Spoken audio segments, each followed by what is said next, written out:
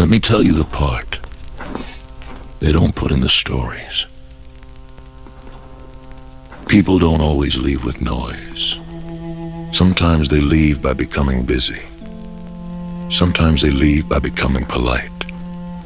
Sometimes they leave by becoming vague. And one day you look around and realize your life has fewer witnesses. I thought that would destroy me. I thought emptiness would swallow the room. I thought I would panic and beg for company.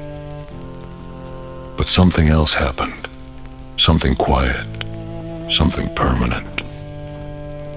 I found out what stays. Not what stays in the world. What stays in you. It started after a season of losses that didn't look like tragedy. No ambulance, no funeral clothes, just messages that stopped arriving, invitations that stopped being sent, names that stopped appearing in my days. I told myself it was normal. I told myself I was simply entering a calmer chapter. I told myself I preferred solitude. That was the first lie. The truth was simpler. I was being released. Released from other people's expectations. Released from their mirrors. Released from the noise that makes you forget your own shape. And release feels like abandonment when you didn't ask for it. For a while I tried to replace them.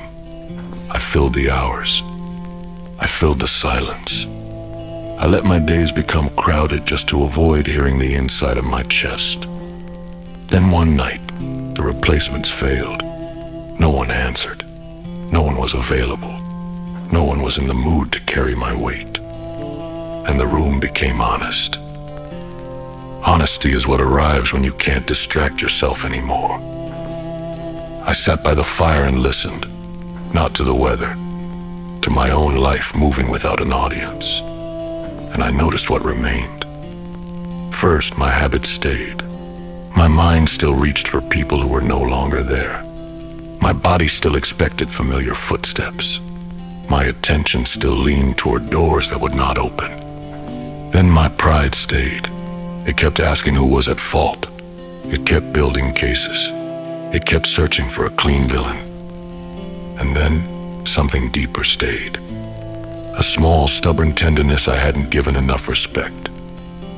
It was the part of me that still wanted to be decent, even when no one was watching, even when there was no reward for it. I realized I had been performing goodness for company.